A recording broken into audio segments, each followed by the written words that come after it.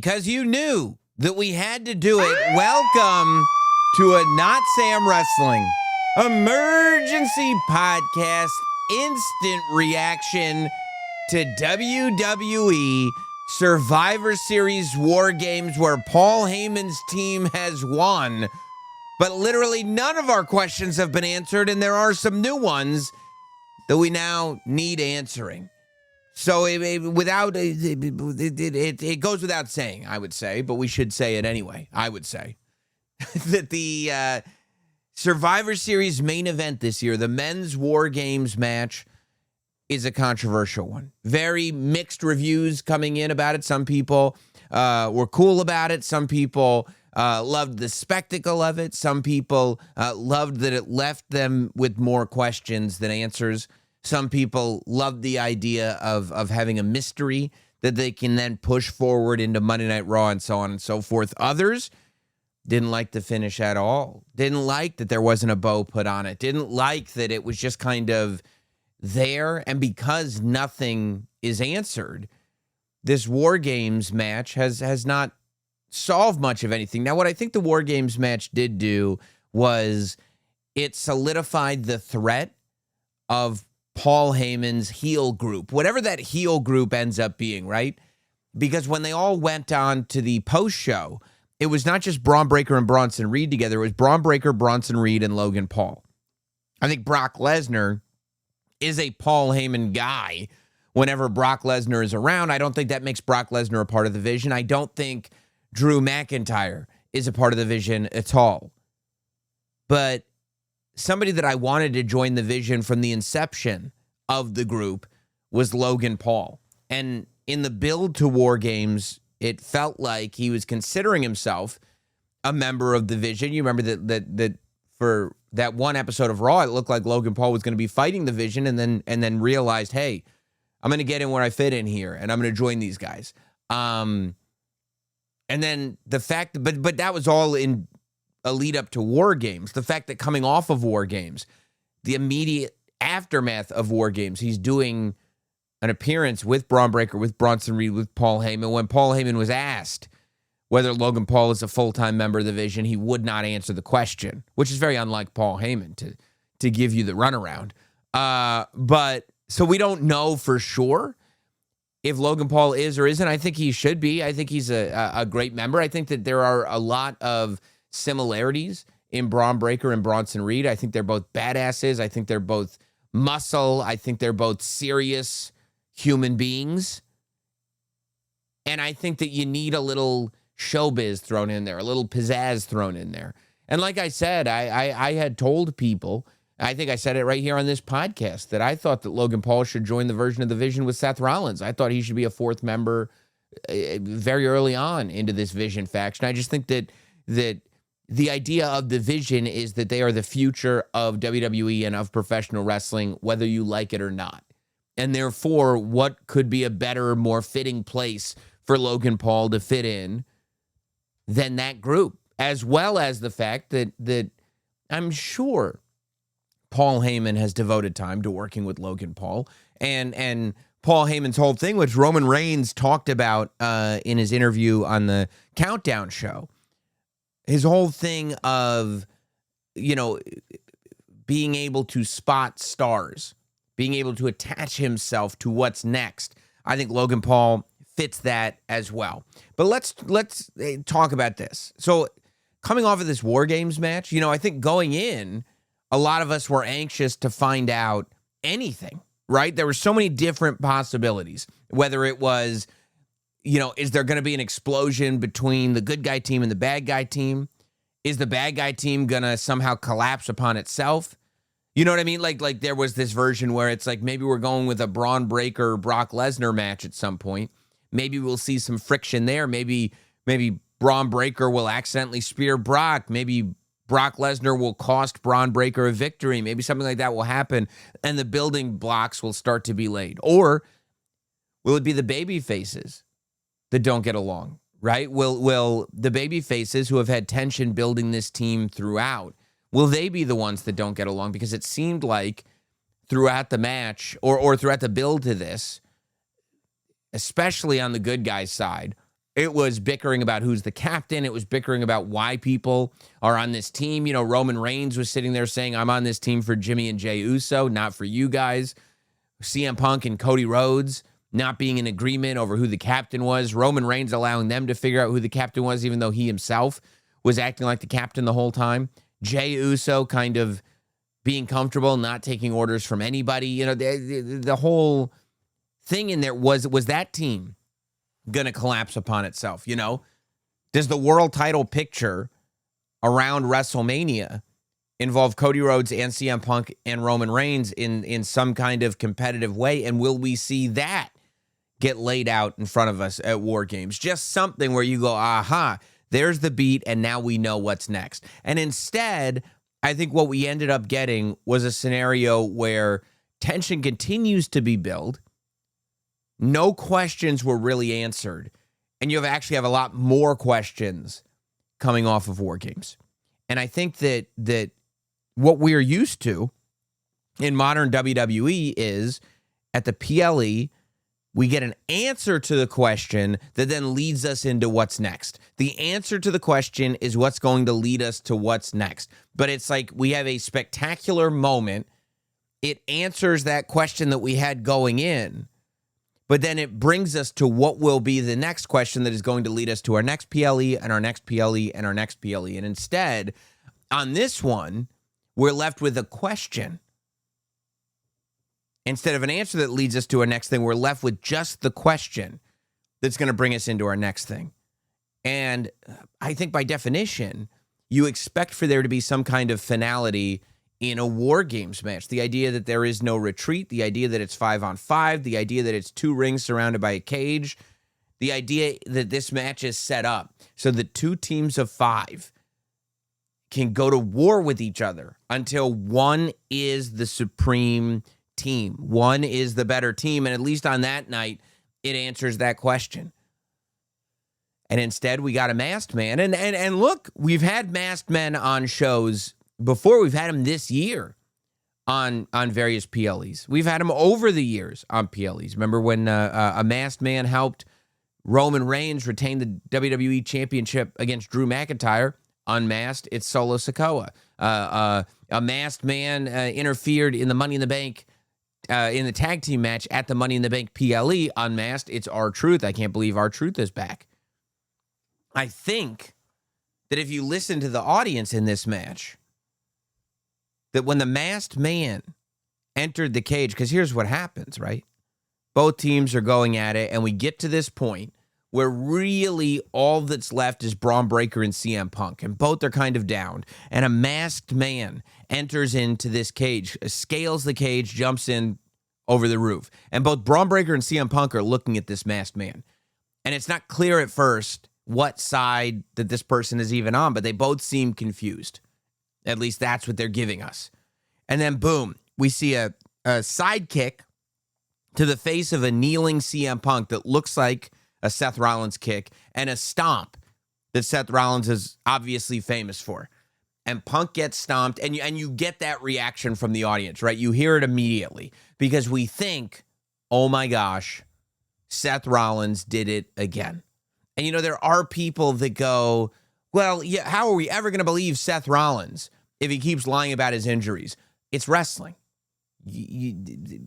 That's the way it's supposed to be. You can't on one end complain, man, kayfabe is dead. And on the other end be like, well, I don't know when they're lying to me. That's the whole point. You're not supposed to know when they're lying to you. But that's when it's the best. We are buying in to be deceived. We are paying subscription fees and ticket prices and everything else in order to be deceived to the point where suspension of disbelief is put into effect without us even voluntarily doing it. So I have no problem with it whatsoever. And I believe that the reaction the audience had was for this moment, they thought they were going to get an unmasking and Seth Rollins was going to be there in the moment. And you go, oh my God, no way. And it was the same feeling you got when you thought R-Truth was fired, but he's not really fired. And it was the same, not dissimilar feeling that you got at SummerSlam when Seth Rollins threw the crutches back. Not exactly the same because he wasn't masked, but still. similar in the sense that you're like, no freaking way. And I think when the masked man didn't unmask and ran off, it was almost that, now I got to wait. Right? You didn't get that thing. You don't feel complete because you don't know why the good guys lost. And it's easier when you know, okay, even if the team I didn't want to win won, it was because X, Y, and Z. I don't have the answer to that question because that masked man hasn't revealed himself. And there's already a ton of theories, for lack of a better term, about who this masked man could be. Austin Theory is a name that's being thrown around. I don't think it's Seth Rollins. I believe if it was Seth Rollins would have unmasked. I also think that if it were Seth Rollins, you're going to have to explain to me why he got jumped by the Vision. You're going to have to explain to me why his wife threatened Paul Heyman. You're going to have to explain to me why you've already taken measures to really nail down that Seth Rollins is out of the Vision, that Seth Rollins is injured, and that Seth Rollins will be on the warpath when he returns. I honestly don't think that it makes sense that it would be Seth Rollins. I think that it's got to be somebody who is going to upset Seth Rollins when Seth Rollins comes back. Is it a Paul Heyman guy? Is it somebody that's just not a CM Punk fan? You know, I mean, Austin Theory is a name that's being thrown around as a possible person who's not Seth Rollins. And I think that's because there were rumors about Austin Theory joining the men's War Games team at one point on the internet. There have always been rumors about Austin Theory and what he could be doing with the Vision and how he's connected to Paul Heyman. And it could be Austin Theory, and that might be a reason why he didn't unmask. Maybe you want to spend some time building this up, unmask it on Raw so you can fully tell the story. I think that it has to hit. Whoever it is, it has to hit. And you know, this feels like we would get this type of stuff in the Attitude Era. We would get this type of stuff in like OG War Games and like WCW War Games. Like this is the type of stuff. But like the idea of a pay-per-view finish being who is that masked man? Tune into Monday Night Raw to find out. That is very Attitude Era. Even a little bit in the Ruthless Aggression Era, but growing up, this was a thing that would happen. It's just not something that we see at PLEs in the modern era all that much anymore. And it can work a couple of different ways, you know? I think that sometimes a mystery gets solved and it's amazing, and other times a mystery gets solved and it's not amazing. You know, I don't think people were overly thrilled to find out that Rikishi was the mystery man that ran over Stone Cold Steve Austin. But I think the reveal of Kane was a pretty big hit. You know what I mean? It can go a multitude of different ways. And who knows? I mean, listen, there's a version of this. The beauty of having a masked man is you don't even technically need to have it be the same guy that was used tonight.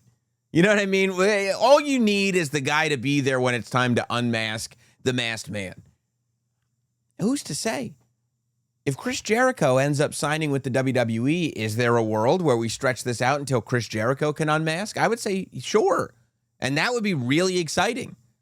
If Chris Jericho unmasked and that's what you've got moving forward into 2026, that would be a lot of fun. Chris Jericho and CM Punk have history. What about this? Sami Zayn is a name that's been thrown around.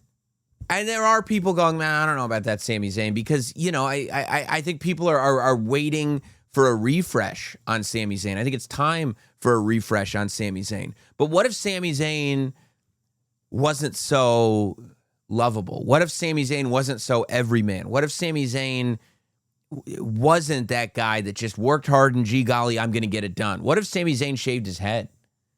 What if Sami Zayn shaved his head and cut his beard short? Didn't cut his beard all the way off, but cut his beard short and shaved his head. And he just became somebody that was actually using what he's got in the ring, using the tools that he's got to be brutal. What if it was no more Mr. Nice Guy Sami Zayn? I think there's a version of this where Sami Zayn becomes very compelling, and I think that a refresh on Sami Zayn would be good for Sami Zayn. But I think there were a lot of fun moments in the men's War Games match. You know, I think CM Punk showing up with gear that looks like it was designed by Silver Shamrock from Halloween 3 Season of the Witch. For me personally, I flip out over stuff like that. Halloween 3 Season of the Witch, one of my favorite Halloween movies ever. I think Logan Paul getting those brass knuckles in the ring and Roman Reigns getting possession of the brass knuckles, I enjoyed that. I think my favorite, I enjoyed the tension between Cody Rhodes and CM Punk, but the fact that they're both savants when it comes to wrestling, and so it would subside when they needed to. Like 1 minute, they're kind of accidentally, maybe not accidentally, throwing blows at each other. They're kind of shoving each other. But then the next minute, they know all the tag team moves.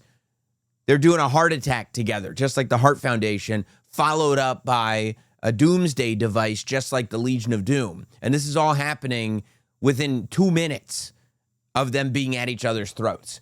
And I feel like that's because, number one, they remember they're on a War Games team and they have a common enemy. But number two, they speak the universal language of professional wrestling. Cody Rhodes and CM Punk ran parallel stories right next to each other. And they were told in very different ways, but it's the same story. And so I like the way that was told. Like I said, I think my favorite moment of the match was Brock Lesnar going in there, ruining Jey Uso's Yeet Party, which, number one, I didn't mind the Yeet Party at all. I don't like it when people grab weapons on their way to the ring, because I think they should be quicker about getting into the ring. Like, I like that the women all brought out weapons with them from the back. I thought that was a better way to do it. I wish Kairi Sane had run a little bit, but regardless, I like that they all got weapons from the back. I didn't like, grabbing chairs and tables and stuff from under the ring. I don't think that makes sense with the clock on. However, for whatever reason, I loved the Yeet thing. Jey Uso coming in, making sure everybody was knocked out. And then, look, the match hasn't begun yet. And they said War Games doesn't begin until everybody's in the ring, but that's not true, historically speaking. War Games is when you're all getting in there. War Games starts at the start. The match beyond begins once every member of the team has entered the double ring. That's the match beyond, but they dropped the match beyond for whatever reason. But Jey Uso running it back, I think it didn't bother me because, number one, he made sure everybody was knocked out first. Number two, the match hasn't technically started yet, so they can't get a decision anyway. And number three, Jey Uso is all about the vibes and wants to make sure the vibes are right. And if the vibes are right, he thinks it'll help him win. And then having Brock Lesnar ruin that, I thought was great. Brock Lesnar comes in, ruins the party, kills everybody. And by the way, also, anybody that's still going, why wouldn't they just turn Jey Uso heel when there's 46,000 people in San Diego all yeeting along with him? It's crazy. Well, I'm reading these reports. They go, people don't buy WWE tickets anymore. And there's 46,000 people in this stadium. And they're all staying after the post show. Had thousands of people just standing there watching this post show. It was an amazing thing to see. And the crowd in San Diego was awesome.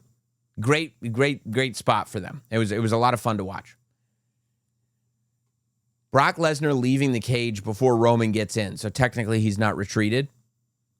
And standing at the aisle so that he was blocking Roman from getting to the cage. And just this moment where Roman makes the turn and you just got two lions staring each other down.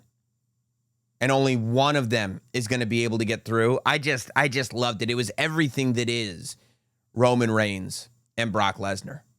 And then, the fight goes on and Roman hits him with 3 Superman punches and then Brock puts him through a table, gives him a beating, and they keep going and going. Masked Man comes in, the finish happens, and the bad guys win. Now, after the match, I thought this ends up being one of the most compelling parts of the whole match. After the match, Roman Reigns is looking frustrated. And I'm thinking, okay, Roman Reigns has established that he doesn't like CM Punk. He thinks that CM Punk took Paul Heyman away from him. CM Punk is the one that got pinned. Roman is going to go give CM Punk the business. And Roman, while the Usos are in the ring on the left, Roman goes to the ring on the right where Cody Rhodes and CM Punk are and reaches down to help CM Punk up. I thought he was going to slap him, shove him, spit in his face, do something. But he helps CM Punk up. They look at each other. CM Punk offers a pounder and Roman responds with the pounder. Fist bump from CM Punk to Roman Reigns. This isn't out of CM Punk's character, as in the whole build to this match, CM Punk really hasn't had any problem with anybody on his team. It's been other people on his team that have a problem with him, but he's never really expressed an issue with Roman Reigns or with Cody Rhodes for that matter. And then it looks like, as Cody Rhodes still hasn't gotten up, it looks like Roman was getting ready to help Cody Rhodes up. And then Cody, like he's waiting for Cody to almost lift his head up so he can offer his arm to Cody. And Cody just springs right up. He doesn't allow Roman the opportunity to help him. And he almost has this look on his face like, I don't want your help. And he says something to him, but I don't remember, or it was hard to make out. But he makes it clear that he doesn't want Roman's help. And then Roman steps out of the ring, but he turns around and Cody's right there, face to face with Roman. And Roman says, you know, this is going to be the last time that we ever team. And Cody responds in the affirmative. He's A-okay with that. And Roman walks off. But the tension is clearly now between Cody Rhodes and Roman Reigns. And that question that Roman posed, or that statement, that belt is going to look better on my shoulder. Which one of us are you talking to? I'll let you guys figure it out. It seems now, like pre-War Games, it felt like CM Punk was the way to go. Now it seems like Cody Rhodes is the way to go. Interestingly enough, I can't paint the picture at all for what direction Brock Lesnar is going to go in. It feels like Roman and Cody is going to be a next step, but I don't know for sure. I can't tell you that Brock Lesnar is going to be on Raw this week. I can't tell you that Roman Reigns is going to be on Raw this week. There's nothing about what happened that make me think that it would be a natural progression that Brock Lesnar or Roman Reigns needs to be on TV next week. I couldn't tell you who Cody Rhodes is going to be defending against in the immediate. I would imagine that Braun Breaker is going to have some kind of claim since he's the one that pinned CM Punk. I mean, right now, I think CM Punk has to answer to Braun Breaker. I think CM Punk is going to want to find out who the masked man is. It kind of feels like Cody ends up going back to Drew McIntyre, unless they're going to start something with Roman sooner. And I don't know what Roman and Brock are doing in the immediate. Maybe nothing. Maybe we don't see him again until the Royal Rumble, and I would hate that. But it's completely possible because, you know, I don't know that there was a leap that was put in there. So, you know, we'll wait and see as far as that is concerned. There are clearly story beats in effect now. And I hope that those story beats are in effect because there's a long-term play here that they're waiting to kind of unfold. You know, I think that for me, I thought the Women's War Games match was great. It was so much fun. But the Dominic Mysterio, John Cena match, for me, stole the show. I loved the Dominic Mysterio, John Cena match. I was probably my favorite finish in the whole John Cena tour. I thought that the retirement tour, I thought it was super fun. I liked the build to it. I liked that it felt like Dominic Mysterio was out of tricks. And just when you count Dominic Mysterio out, here he is with another one. We're going to talk about the Dominic Mysterio, John Cena match on the Monday podcast, as well as the Women's War Games. Make sure you email in notsamwrestling@gmail.com. I would love to know what you thought about the show. I would love to know what you thought about this match. You can leave it in the YouTube comments, youtube.com/notsamwrestling. You can leave it in the podcast reviews if you subscribe to Not Sam Wrestling on Apple or Spotify or wherever you get podcasts. And we will talk again on Monday morning for the next episode of Not Sam Wrestling.